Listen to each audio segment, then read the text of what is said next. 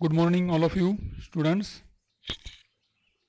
Yesterday we had studied some types of sets: singleton set, empty set, null set, finite set, and infinite set, and some examples related to these four types. Today we are going to see the new types of set, that is equal sets. What is equal set? Two sets A and B are said to be equal if every element of a set A and in set B and every element of set B is in set A. Repeat once again. Two sets A and B are said to be equal if every element of set A is in set B and every element of set B is in set A. म्हणजेच काय, दोन set ए आणि बी हे equal set कधी असतील तर ए या सेटमधला प्रत्येक एलिमेंट हा बी मध्ये असला पाहिजे आणि याच्या उलट म्हणजेच बी मध्ये असणारा प्रत्येक एलिमेंट हा सेट ए मध्ये असला पाहिजे, तरच हे दोन सेट इक्वल सेट असतात. Set A and set B are equal set and this symbolically written as A is equal to B. या ठिकाणी आपल्याला लिहून दाखवलंय पहा, A is equal to B. अशा प्रकारे आपल्याला इक्वल सेट्स लिहिता येतील. याचे काही एक्झाम्पल्स या ठिकाणी आपल्याला दिलेले आहेत.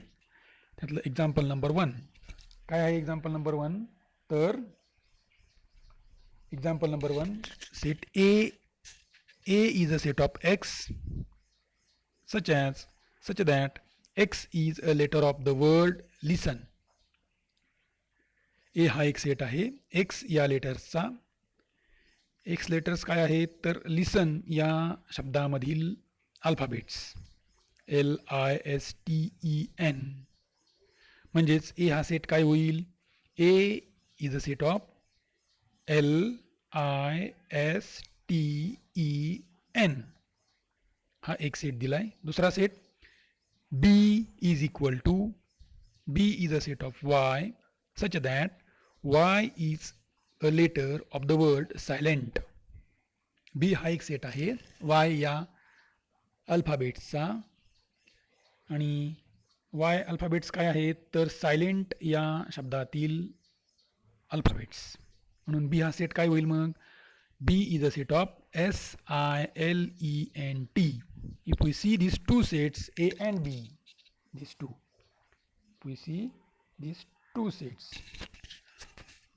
what do we see here? A मध्ये काय आहे? LISTEN आणि B मध्ये काय आहे? SILENT. जर आपण या दोन्ही सेट्सचं निरीक्षण केलं तर असं दिसतंय की दोन्ही सेट्समध्ये नंबर ऑफ एलिमेंट्स सेम आहेत आणि प्रत्यक्ष एलिमेंट्स जरी पाहिले आपण तरी ए मध्ये जे एलिमेंट्स आहेत तेच बी मध्ये आहेत आणि बी मध्ये जे आहेत तेच ए मध्ये आहेत. म्हणून this two sets are equal sets. आता यामध्ये जरी क्रम त्या एलिमेंटचा वेगळा असला, ऑर्डर जरी वेगळी असली तरी चालेल, पण ए मध्ये असणारा प्रत्येक एलिमेंट हा बी मध्ये पाहिजे आणि बी मध्ये असणारा प्रत्येक एलिमेंट हा ए मध्ये पाहिजे, तरच हे दोन्ही सेट्स इक्वल असतील, अदरवाईज असणार नाहीत. Though the elements of set A and B are not in the same order but all elements are identical, therefore A is equal to B. Here A is equal to B. Then next example, see here. Example number 2. A is a set of x such that x is equal to 2n and n small n belongs to capital N and 0 is less than x or less than or equal to 10. A हा एक set आहे ज्यामध्ये x is equal to 2n small n and small n belongs to capital N. 0 is less than x or less than or equal to 10. म्हणजेच ए मध्ये काय काय येईल तर एक्स हा एलिमेंट येईल आणि एक्स काय तर 2n आणि n small n is equal to 1 2 3 4 5 6 7 8 9 10. आणि एक्सची व्हॅल्यू कोणत्या आहेत तर 0पेक्षा मोठी आणि 10 किंवा 10पेक्षा लहान. म्हणून एमध्ये काय येणार तर 2, 4, 6, 8 अँड 10. हा सेट झाला. मग बी हा सेट काय होईल, बी सेट दुसरा एक सेट दिलाय बी, काय आहे तो, B is equal to, B is a set of Y such that Y is an even number 1 less than or equal to Y और less than or equal to 10. आता बी या सेटमध्ये इव्हन नंबर्स आहेत आणि ते कसे आहेत इव्हन नंबर्स, 1 किंवा 1पेक्षा मोठे आणि 10 किंवा 10पेक्षा लहान. मग असं जर असेल तर बी या सेटमध्ये काय येणार मग 2, 4, 6, 8 and 10. Therefore A and B are equal sets. A and B are equal sets. असेच आपल्याला जर आणखी सी आणि डी सेट दिलेले असतील तर सी मध्ये काय दिलंय तर बघा, C is a set of 1, 3, 5, 7 and D is a set of 2, 3, 5, 7. R, C and D are equal sets. If we observe these two sets, we see these two sets. हे दोन्ही सेट्स इक्वल आहेत का, नाहीत. कारण जेवढे काही elements C मध्ये आहेत ते सगळेच्या सगळे एलिमेंट्स डी मध्ये आहेत का तर नाहीत. आणि डी मध्ये असणारे सगळेच्या सगळे एलिमेंट्स हे सी मध्ये आहेत का तर नाहीत. म्हणून C and D are not equal sets. C and D are not equal set because one belongs to C, one does not belongs to D, 2 belongs to D and 2 does not belongs to C. Therefore C and D are not equal set. And it is written as C is not equal to D. अशा प्रकारे दोन unequal sets दाखवले जातात. पुढचा example number 3. If A is equal to, if A is equal to 1, 2 and 3, if A is a set of 1, 2 and 3 and B is a set of 1, 2, 3, 4, then A is not equal to B. बरोबर, कारण या ठिकाणी A मध्ये 1, 2 आणि 3 असे 3च elements आहेत आणि B मध्ये 1, 2, 3, 4 असे 4 एलिमेंट्स आहेत. 4 हा एलिमेंट फक्त B मध्ये आहे, A मध्ये नाही. Therefore A is not equal to B. नंतर चौथं एक्झाम्पल दिलंय. A is a set of X. X is prime number and 10 less than X less than 20.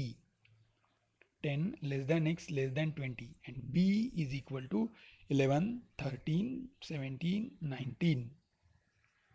A हा एक सेट दिलाय की ज्यामध्ये प्राईम नंबर्स आहेत. कोणते प्राईम नंबर्स की 10पेक्षा मोठे आणि 20पेक्षा लहान. 10पेक्षा मोठे आणि 20पेक्षा लहान प्राईम नंबर म्हणजे मूळ संख्या. मग ए या सेटमध्ये कोणते नंबर्स येतील, कोणत्या संख्या येतील, 10पेक्षा मोठ्या मूळ संख्या आहेत 11, 13, 17 आणि 19 आणि त्या आहेत 20पेक्षा लहान. म्हणजेच ए मध्ये असणारे एलिमेंट्स 11, 13, 17, 19, 11, 13, 17, 19 आणि तेच बी मध्ये आहेत. म्हणजेच A इज इक्वल टू बी असं आपल्याला या ठिकाणी सांगता येईल. या सर्वांवर आधारित आहे प्रॅक्टिस सेट 1.2. तो तुम्ही तुमच्या वहीमध्ये सोडवायचा आहे. You have to solve the practice set 1.2. Then next topic of the set is Venn diagram. हे आहेत एकूण आत्तापर्यंत पाहिलेले आपण हे सगळे सेट्सचे प्रकार. कोणते, single tone set, empty set त्याला नल सेट असं म्हणतात, फायनाईट सेट, इनफायनाईट सेट्स आणि हा पाचवा प्रकार इक्वल सेट्स. आता हे सेट्स आपण आत्तापर्यंत पाहिलं की लिस्टमध्ये किंवा एका स्टेटमेंटमध्ये कसं लिहितात आणि आणखी त्याच्या पुढचा भाग आकृतीमध्ये सेट्स कसे दाखवले जाणार त्यालाच व्हेन डायग्रॅम्स असं म्हणतात. व्हेन डायग्रॅम असं म्हणतात. मग व्हेन डायग्रॅम्स काय आहे. British logician John Venn was the first to use closed figure to represent the sets. Venn सायंटिस्टचं नाव, ब्रिटिश सायंटिस्ट, त्यांनी ही मेथड्स शोधली म्हणून याला व्हेन डायग्रॅम्स असं म्हणतात. British logician John Venn was the first to use closed figure to represent the sets. Such representations are called Venn diagrams. त्यांनी पहिल्यांदा वापरली म्हणून त्यांना त्या डायग्राम्सला व्हेन डायग्राम्स म्हणतात. Venn diagrams are very useful in order to understand and illustrate the relationship among the sets and to solve the examples based on the sets. याचा उपयोग आपल्याला दोन सेट्समधलं रिलेशन संबंध सांगण्यासाठी दाखवण्यासाठी उपयोग होतो. तसेच त्यावरील एक्झाम्पल सोडवण्यासाठीही त्याचा उपयोग होतो. John Venn is the first mathematician who gave the mathematical form to logic and probability. His famous book is Logic of Chance. या ठिकाणचं या शास्त्रज्ञाचा आपल्याला फोटो दिसतोय. 1834 to 1923 हा त्यांचा कालखंड. यामध्ये त्यांनी लॉजिक आणि प्रोबॅबिलिटीवर एक पुस्तक लिहिलेलं आहे, ते म्हणजे लॉजिक ऑफ चान्स. हे छान पुस्तक असणार आहे. Let us understand the use of Venn diagram from the following example. एक एक्झाम्पल घेऊन आपण व्हेन डायग्रामचा अभ्यास करूया. For example, set A is a set of 1 2 3 4 5. Set A is shown by Venn diagram. तर व्हेन डायग्राम दाखवताना एक बंदिस्त diagram आकृती चौकोन असेल, स्क्वेअर असेल, रेक्टँगल असेल, सर्कल असेल, ट्रायंगल असेल, क्लोज डायग्रॅमने दाखवलं जातं. आणि एका डायग्रॅमला त्या सेट्सचं जे काय नाव असेल ते दिलं जातं. आता या ठिकाणी एक ओव्हल दाखवला आहे, ओव्हल, आणि त्या ओव्हलला रेड रंगामध्ये त्याचं नाव दिलं आहे. काय आहे नाव? तर हे या ठिकाणी A. This is the name of this set. आणि त्या क्लोज डायग्रॅममध्ये त्या सेट्समधले असणारे एलिमेंट्स दाखवलेले आहेत. 1 2 3 4 अँड 5. अशा प्रकारे हे आपण एक सेट्स हा दाखवू शकतो. आता हे एलिमेंट्स कुठं दाखवायचे? तर कुठंही दाखवू शकतो आपण, आपल्याला ज्या ठिकाणी पाहिजेत आपल्या सोयीनुसार त्या ठिकाणी. दुसरा सेट आहे तो म्हणजे B. B is a set of x such that -10 less than or equal to x less than or equal to 0. X is an integer. Venn diagram given alongside to represent the set B. ही शेजारील आकृती दाखवलेली आहे बघा, की जी set बी दाखवते. या ठिकाणी काय केलं आहे, तर एक रेक्टँगल आहे आणि त्या रेक्टँगलला सेट बीचं नाव दिलं आहे, सेट बी. This is. आणि या रेक्टँगलमध्ये आपल्याला पूर्ण ते सेट्समधले एलिमेंट्स दाखवलेले आहेत. आता सेट्समधले एलिमेंट्स कोणते आहेत? तर पहा, या ठिकाणी दिसतंय आपल्याला की हा सेट आहे बी सेट. काय आहे B set? Set B. B is a set of x such that -10 less than or equal to x less than or equal to 0. -10 पेक्षा मोठे आणि 0 किंवा 0 पेक्षा लहान असे असणारे सगळे एलिमेंट्स या ठिकाणी, नंबर्स या ठिकाणी येतील. आहेत का? सगळे आहेत. -10 आहे, -10, -9, -7, -6, -5, -4, -3, -2, -1 and 0. These are the elements of set B. अशा प्रकारे आपल्याला हे दाखवता येईल. नंतर आणखी एक तुमचं पुढं subset. What is subset? Subset याला मराठीत उपसंच असे म्हणतात. नावातच समजतंय आपल्याला, उपसंच. If A and B are two given sets,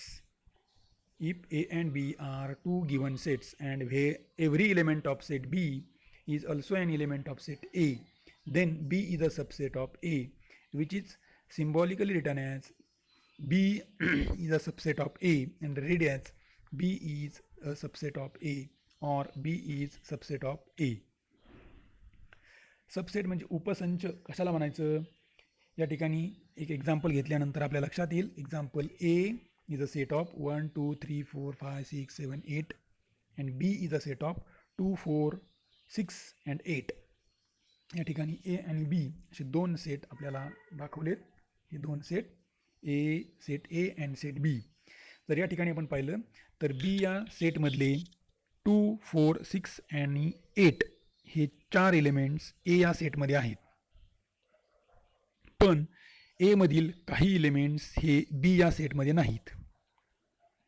म्हणजेच बी हा एचा उपसंच आहे. मग हे कसं लिहिणार? म्हणजेच काय आहे हे? Every elements of set B is also an element of set A. B मधील जे काय सगळे एलिमेंट्स आहेत ते सगळेच्या सगळे एलिमेंट्स ए मध्ये आहेत. पण ए मधले बरेच एलिमेंट्स हे बी मध्ये नाहीत. म्हणून बी इज अ सबसेट ऑफ ए. तर हे सिम्बॉलिकली मॅथमॅटिक्समध्ये कसं दाखवतात सबसेट? तर या सिम्बॉलने दाखवतात. आणि वाचतात बी इज अ सबसेट ऑफ ए. हेच आता आपल्याला व्हेन डायग्रॅममध्ये कसं दाखवता येईल? या ठिकाणी त्याची व्हेन डायग्रॅम दाखवलेली पहा. मोठा इलिप्स दाखवला आहे आणि मोठ्या इलिप्समध्ये छोटा सर्कल दाखवलं आहे. मोठा इलिप्स म्हणजे कॅपिटल ए सेट आणि छोटा सर्कल म्हणजे बी सेट. आता ए जर आपण सर्कल काढून टाकलं या ठिकाणावरून तर सेट ए दिसतोय की एचे एलिमेंट्स आपल्याला सगळे दिसतात 1, 2, 3, 4, 5, 6, 7, 8. आणि जर फक्त 2, 4, 6 आणि 8ला एक सर्कल केलं आणि त्या सर्कलला नाव दिलं बी तर बी हा सेट दिसतोय. म्हणजेच सबसेट अशा पद्धतीने आपल्याला व्हेन डायग्रॅममध्ये दाखवता येणार आहे. या ठिकाणी आपल्याला एक छोटीशी ॲक्टिव्हिटी दिलेली आहे. काय आहे ॲक्टिव्हिटी? पहा. Activity: set of student in a class and set of student in the same class who can swim are shown in the Venn diagram. एक मोठा या ठिकाणी षटकोन दाखवला आहे की ज्यामध्ये तो एक सेट आहे वर्गामधील विद्यार्थ्यांचा. आणि त्या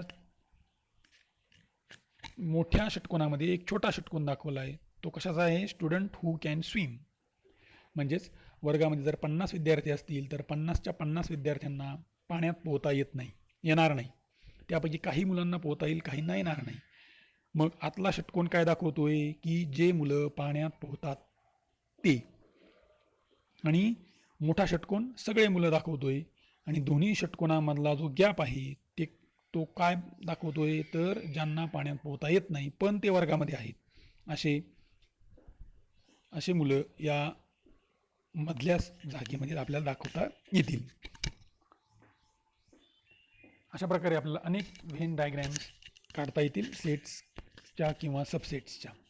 आणखी या ठिकाणी आपल्याला एक एक्झाम्पल दिलं आहे. When diagrams for the following subsets. You can draw the when diagrams for the following subsets. तुम्ही तुमच्या नोटबुकमध्ये यांच्या डायग्रॅम्स काढू शकता.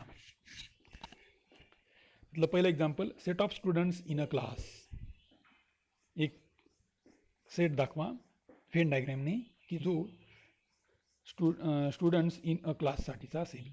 आणि set of student who can ride bicycle in the same class. वर्गातील सगळ्याच मुलांना बायसिकल चालवता येईल का? नाही येणार. काहींना येईल, काहींना येणार नाही. मग ज्यांना येणार असेल ते आतल्या व्हेन डायग्रॅममध्ये दाखवा. जर आपण बाहेर एक मोठा स्क्वेअर दाखवला तर आतमध्ये छोटा स्क्वेअर दाखवून किंवा छोटा सर्कल दाखवून त्यामध्ये सायकल चालवता येणारे मुलं आपण दाखवू शकतो. अशा प्रकारे आपल्याला व्हेन डायग्रॅम काढता येईल.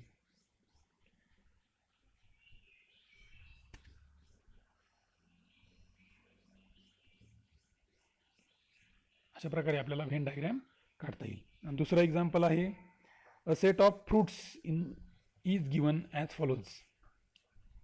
आपल्याला फ्रूट्स दिलेत. फ्रूट्सचा एक ग्रुप दिलाय, एक सेट दिलाय फ्रूट्सचा. काय आहे फ्रूट्सची नावं? गौवा म्हणजे पेरू, ऑरेंज संत्र, mango, jackfruit chikoos, jamun, custard apple, papaya, plum. Show this subsets. तर ह्या फ्रूट्सवरून आपल्याला त्याचे सबसेट्स लिहायचेत. हे फ्रूट्स आपण एका मोठ्या डायग्रॅममध्ये त्यांची नावं लिहू शकतो. त्यापैकी show the subsets fruits with one seed, की ज्या फळांमध्ये एकच सीड असतं, बी असतं. अशांचा एक गट मोठ्या डायग्रॅममध्ये आपण दाखवू शकतो. आणि दुसरा एक गट दाखवू शकतो fruits with more than one seed. Fruit with more than one seed. आणि जे फळ आहे की ज्यामध्ये एकापेक्षा जास्त बिया आहेत अशांचा एक दुसरा गट आपण या ठिकाणी दाखवू शकतो. हे दोनही व्हेन डायग्रॅम्स तुम्ही तुमच्या नोटबुकमध्ये काढाल. कोणती? ही एक आणि ही दुसरी. Next, let us see some more subsets. आपण आणखी काही सबसेट्स बघूया. या ठिकाणी दुसरा एक्झाम्पल दिलं आहे. Let us see more subsets. Example number 2, capital N is a set of natural numbers. Capital N हा कशाचा सेट असतो तर नॅचरल नंबर्स. आणि capital I is a set of integers.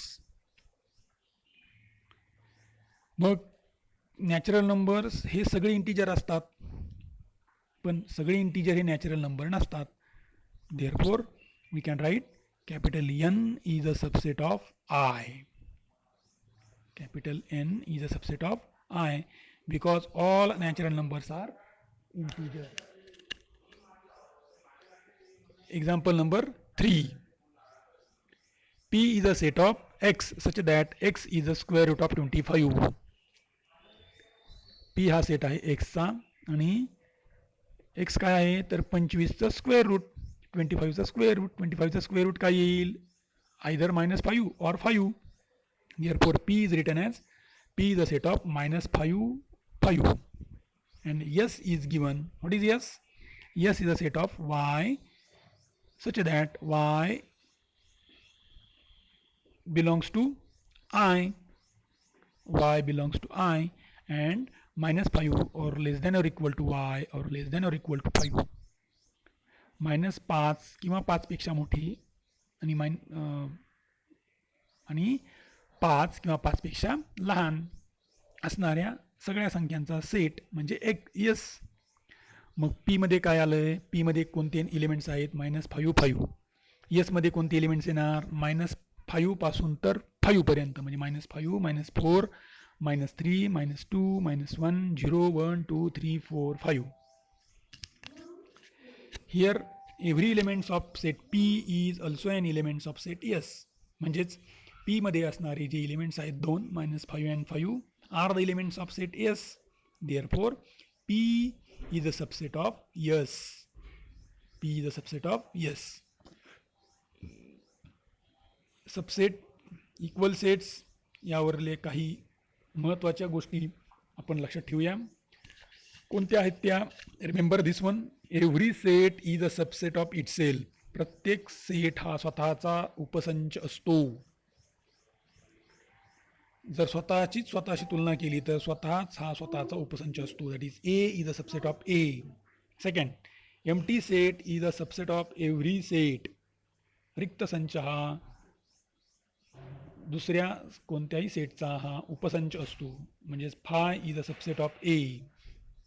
Third, if A is equal to B then A is a subset of B and B is a subset of A.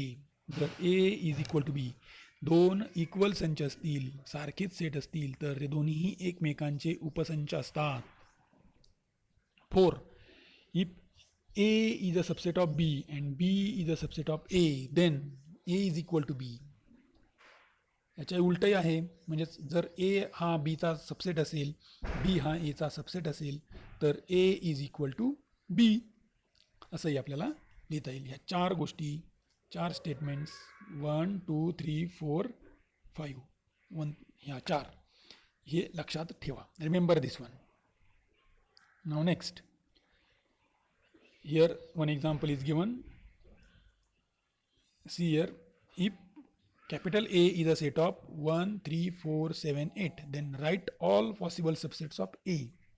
एक set दिला आहे A 1, 3, 4, 7, 8 आणि याची all possible subsets आपल्याला लिहायचे. काय possible subsets लिहिता येतील तर या ठिकाणी लिहून दाखवलेत. P is a set of 1 and 3, T is a set of 4, 7, 8, V is a set of 1, 4, 8, S is a set of 1, 4, 7, 8. These all P, T, V and S are the subset of A. Here one activity is given to you. What is the activity? Every student should take 3 triangular sheets of paper and 1 plate. प्रत्येकाने काय करायचं आहे, 9 triangular पेपरचा कार्डशीटचा paper घ्यायचा, त्याचे 9 त्रिकोण cut करायचे आणि ते 9 त्रिकोण प्रत्येकाने आपल्यासमोर ठेवायचे. Every student should take 9 triangular sheets of paper and 1 plate, आणि एक प्लेट डिश घ्या.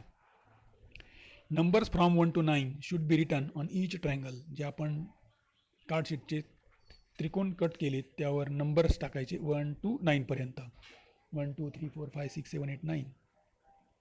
Everyone should keep some numbered triangle in the plate. Now triangles in each plate form a subset of the set of numbers from 1 to 9. आणि प्रत्येकाने आपल्याला हवे तेवढे त्या डिशमध्ये टाकायचे. फॉर एक्झाम्पल, सुजाता हिने 1 3 5 7 9 नंबरचे ट्रायंगल्स डिशमध्ये टाकले.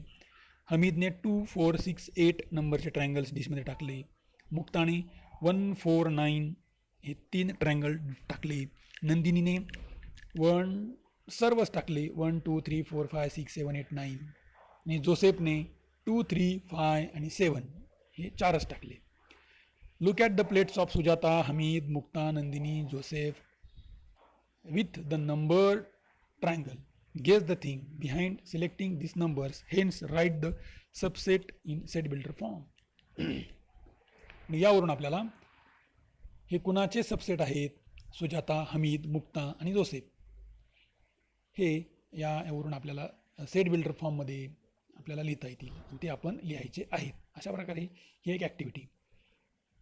Now let us discuss one more thing. Here one example is also given.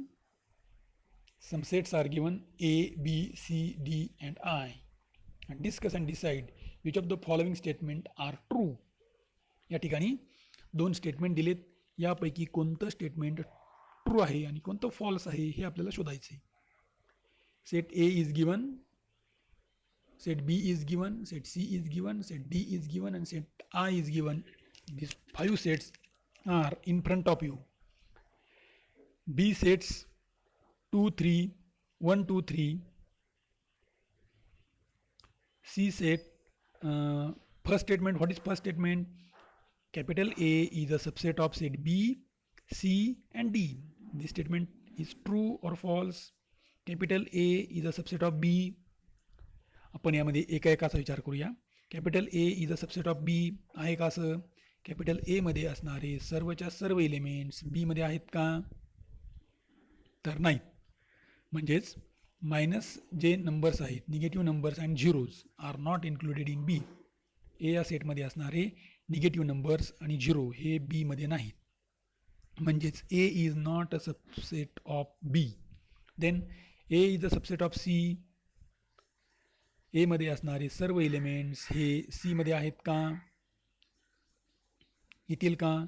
तर नाही येणार. काही एलिमेंट्स हे सी मध्ये नाही आहेत, म्हणून A is not a subset of C. Then A is a subset of D. A is a subset of D येईल का? तर नाही. यामध्ये सुद्धा ए मध्ये असणारे सर्वच्या सर्व एलिमेंट्स डी मध्ये येणार नाहीत. सेकंड स्टेटमेंट म्हणजेच फर्स्ट स्टेटमेंट हे फॉल्स आहे, ट्रू नाही आहे. बी स्टेटमेंट काय आहे? B is a subset of all the sets which are given above. B हा सगळ्या सेट्सचा सबसेट आहे. B is a subset of A, B is a subset of C, B is a subset of D and B is a subset of I. असं आहे का? बी मध्ये असणारे 1 2 3 4 हे सेट्स हे इलेमेंट्स ए मध्ये आहेत, सी मध्ये आहेत, डी मध्ये आहेत, आय मध्ये आहेत. असं आहे का? नाही आहे. तसं पण नाही आहे. त्यामुळं एमध्ये 1 3 ऑड नंबर्स नाहीत. सी यामध्ये सुद्धा ऑड नंबर्स नाहीत आणि बीमध्ये डीमध्ये सुद्धा ऑड नंबर्स नाहीत. आयमध्ये फक्त B is a subset of I असेल, मात्र B is not a subset of all the sets which are given above. त्यामुळं सेकंड स्टेटमेंटसुद्धा फॉल्स आहे, ट्रू नाही. Next universal set. Next universal set. What is universal set? Universal set. Think a bigger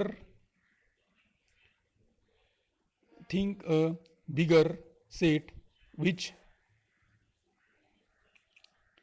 think of a bigger set which will accommodate all the given set under consideration, which is general, is known as universal set, so that the sets under consideration are the subset of universal set. वैश्विक संच, याला मराठीत म्हणतात वैश्विक संच. Think of a bigger set which will accommodate all the given sets under consideration, which is in general known as universal set, so that the sets under consideration are the subset of this universal set. यालाच वैश्विक संच असे म्हणतात. म्हणजेच काय की ज्यामध्ये सगळ्या घटकांचा समावेश होईल, सगळ्यांचा सेट, सगळ्यांचा एक मोठा सेट की जो विश्वसंच असेल त्याला विश्वसंच असं म्हणतात. उदाहरणार्थ suppose we want to study the student in class 9 who frequently remained absent. Then we have to think all the students of class 9 who are in the school. So all the students in the school or the students of all the divisions of class 9 in the school is the universal set. जर आपल्याला फक्त 9वीच्या कायम अनुपस्थित राहणाऱ्या मुलांना शिकवायचं असेल, 9वीच्या कायम अनुपस्थित राहणाऱ्या मुलांना जर आपल्याला काही भाग शिकवायचा असेल तर त्यासाठी आपला विश्वसंच काय असेल, मग युनिव्हर्सल सेट काय असेल, त्या स्कूलमध्ये असणारे, त्या शाळेमध्ये असणारे 9वीचे सगळे स्टुडंट्स म्हणजे आपला युनिव्हर्सल सेट असेल. अशा प्रकारे आपल्याला युनिव्हर्सल सेट साठीचं एक्झाम्पल सांगता येईल. Late us see another one example. A cricket team of 15 students is to be selected from a school. Here all the students from the school who play cricket is the universal set. A team of 15 cricket players is a subset of that universal set. Generally, the universal set is denoted by letter capital U, and in Venn diagram it is represented by a rectangle. बघा या ठिकाणी काय केलं आहे, एक example दिलं आहे. 15 विद्यार्थ्यांची एक क्रिकेटची टीम आहे आणि त्या 15 पैकी एका वेळेस टीममध्ये किती मुलं खेळतील तर 11. म्हणून all the students in school who play cricket, ज्यांना क्रिकेट खेळता येतोय त्यांचा एक सेट, त्याला आपण युनिव्हर्सल सेट असं म्हणू. आणि तो रेक्टँगलने दाखवला आहे आणि त्या रेक्टँगलमध्ये एक छोटा ओहल काढून टीम ऑफ क्रिकेट प्लेयर्स आणि त्यापैकी सिलेक्टेड मुलांची एक टीम, त्याला क्रिकेट टीम म्हटलं आहे. याला म्हणायचं universal set. Next complement of a set. पुढचा भाग आहे complement of a set. What is complement of a set? Suppose U is a universal set and if B is the subset of U, then the set of all elements in U which are not in the set B is called the complement of set B, and it is denoted by B dash or B prefix C. B च्या डोक्यावर C लिहिला जातो. जसं आपण घातांक लिहितो, index लिहितो त्या पद्धतीने, स्क्वेअर लिहितो त्या पद्धतीने. कॉम्प्लिमेंट ऑफ अ सेट कशाला म्हणायचं, तर या ठिकाणी बघा आपल्याला एक्झाम्पल दिलेत. समोर आपल्या एक्झाम्पल्स आहेत. Example number 1, U is a set of 1 to 10 numbers, 1 2 3 4 5 6 7 8 9 10, and A is a set of 2 4 6 8 and 10. दोन सेट आहेत. एक A युनिव्हर्सल सेट की ज्यामध्ये 1 ते 10 नंबर्स आहेत, ते कॅपिटल U या सेट, त्याला युनिव्हर्सल सेट कॅपिटल U म्हटलंय, आणि तो रेक्टँगलमध्ये हे सगळे नंबर्स दाखवले. आणि दुसरा आहे कॅपिटल A हा सेट 2 4 6 8 and 10 की जो एका छोट्या ओव्हलमध्ये हे नंबर दाखवले, त्याला A असं म्हटलंय. ओव्हलच्या बाहेर असणारे आणि रेक्टँगलच्या आतमध्ये असणारे जे नंबर्स आहेत ते 1 3 5 7 and 9, त्यांचा एक सेट तयार होतो आणि तो असतो A डॅश, म्हणजेच कॉम्प्लिमेंट ऑफ सेट A. त्याला A कॉम्प्लिमेंट असं म्हणतात. Therefore A complement is equal to 1 3 5 7 and 9. हा आहे complement of set A, that is A dash. अशाच प्रकारे example 2, suppose U is a set of 1 3 9 11 13 18 and 19. हा universal set. B is a set of 3 9 11 13. त्यावरून B dash काय होईल तर 1 18 and 19. 1 18 and 19. Complement of B is denoted by B dash आणि it is denote, आणि तो या प्रकारे आपल्याला या डायग्रॅममध्ये दाखवता येईल. याला व्हेन डायग्रॅम असं म्हणतात. Complement of complement is the given set itself. एक लक्षात ठेवा, कॉम्प्लिमेंट घेतला तर तो स्वतःचाच सेट असतो. You have to remember some things, properties of complement of a set. First, no elements are common in A and A dash. जर आपण हे वरील दोन्ही एक्झाम्पल जर बघितले, पहिल्या एक्झाम्पलमध्ये A आणि A डॅश यामध्ये कोणताही एलिमेंट्स सेम असणार नाही. दुसऱ्या एक्झाम्पलमध्ये जर बघितलं तर B आणि B डॅशमध्ये याहीमध्ये कोणताही एलिमेंट्स दोघांच्यामध्ये सेम असणार नाही. तीच या ठिकाणी पहिली प्रॉपर्टी आहे. No elements are common in A and A dash. दुसरी, A is the subset of U and A dash is the subset of U. या ठिकाणी बघा, A is a subset of U म्हणजे A मध्ये असणारे सगळे elements हे U मध्ये आहेत. B is a subset of U, B मध्ये असणारे सगळे एलिमेंट्स हे U मध्ये आहेत. Then third, complement of a set U is empty set. U dash is equal to 5.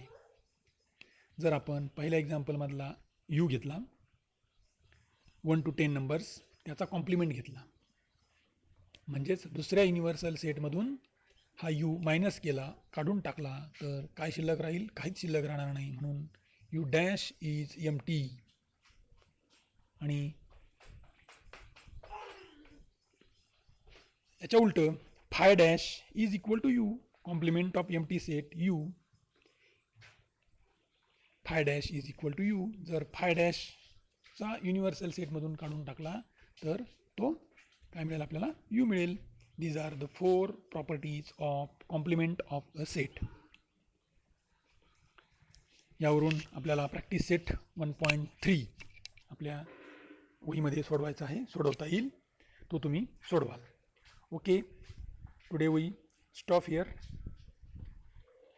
Practice set 1.2 आणि 1.3 तो तुम्ही तुमच्या नोटबुकमध्ये पूर्ण करणार आहात. थांबूया.